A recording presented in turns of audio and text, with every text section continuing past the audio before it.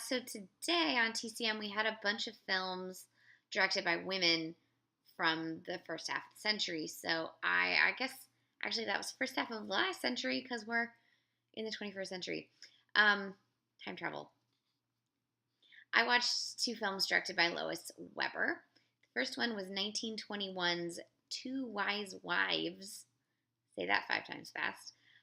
Two Wise Wives stars Louis Calhern, Claire Windsor, and Mona Lisa. And in the film, Claire Windsor is married to Louis Calhern. She is sort of a busybody wife. You know, she's a little too protective of her home, a little too nervous about what's going on, and is her husband cheating on her, etc., etc. And Mona Lisa plays his previous love interest, who is now married to Philip Smalley, a very rich man. And the rest of the film is sort of the two women trying to figure out whether, they want each other's husbands and sort of basically just causing shenanigans by being helicopter wives.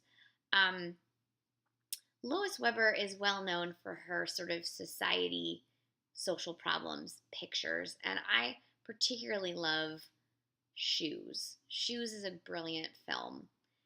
This one that I feel like Lois is being a little judgy of women. She's kind of being that woman who knows the right way to be a woman. And so she's doing a film about showing women this is how you should behave. And I don't like that. I don't like that in real life. I definitely don't like that in my cinema. So this was a little hard to watch. It was fun seeing Louis Calhern be super young though. And the one thing I will say, take or leave Lois Weber's plots, she was one of the most innovative filmmakers of early cinema, and some of the techniques that she really perfected, you'll see in later 20s films that you're like, oh shit. And she was one of the first real technical filmmakers to do some of these things. So regardless of how I felt about the plot, it's definitely a film worth seeking out. The next film, I don't even know where to begin. This is 1916's Where Are My Children? Exclamation point, co-directed by Philip Smalley. In this case, Tyrone Powers Sr., that is Ty Powers' father, plays Richard Walton, a district attorney who is prosecuting a medical practitioner who has been giving away, what is the term they use? Illicit material or whatever, and it's about birth control. He's giving out birth control pamphlets. In the investigation and later in the film, a young woman dies of a botched abortion. The investigator then discovers that this man is doing back alley abortions, because remember, this is 1916 and abortions are illegal. He later discovers that his wife has had many abortions, as have many of her friends, and he gets very upset because he wants to charge women who have abortions with manslaughter. Actual phrase in the film. So you're like, oh dear. But what this film is it's anti-abortion, but pro-birth control. It's basically saying women and men should be wary of birth control so that only children that are wanted and are able to be in a household that can have them, can pay for them, can support them, can love them, has them. And that if we do not have birth control, we then have rampant abortions. That's not quite how this works.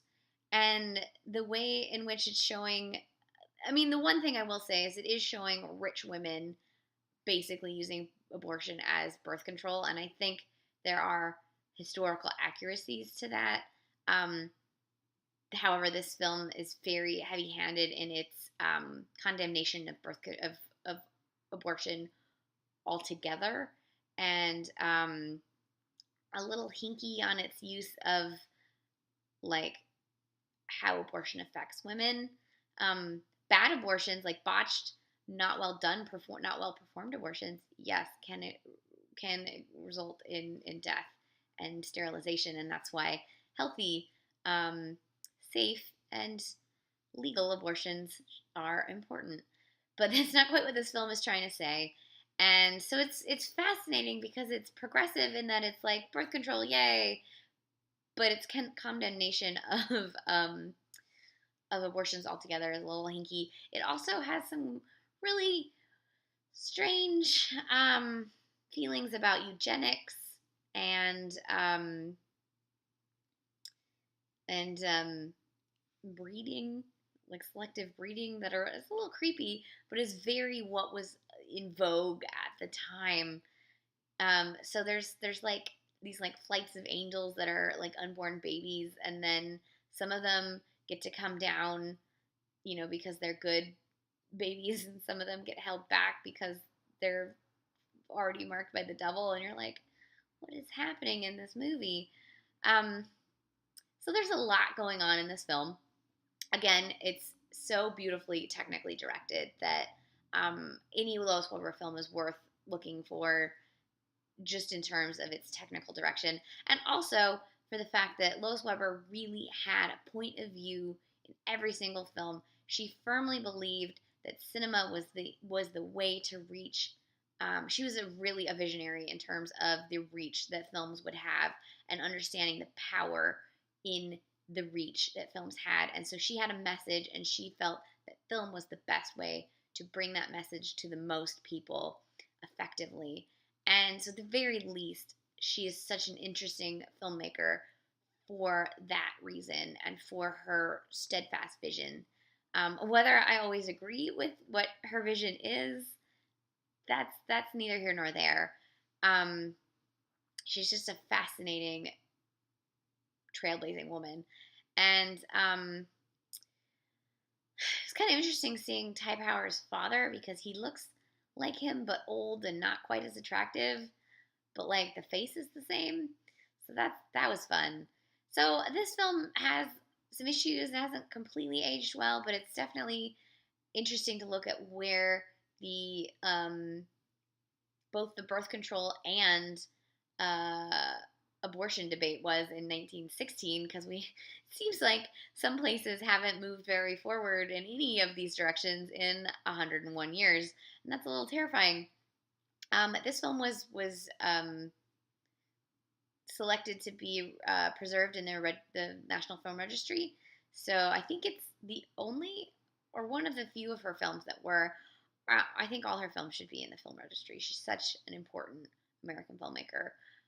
If you have not watched any Lois Weber films, I say start with Shoes. I think Shoes is her strongest.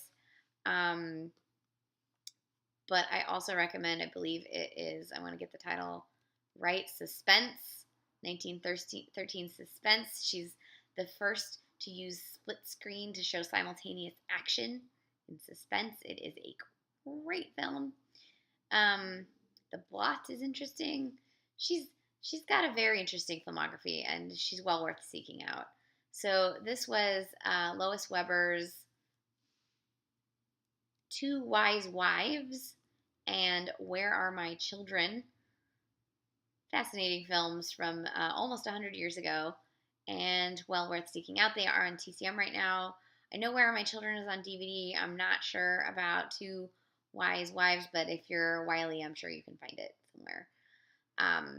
Lois Weber for the win.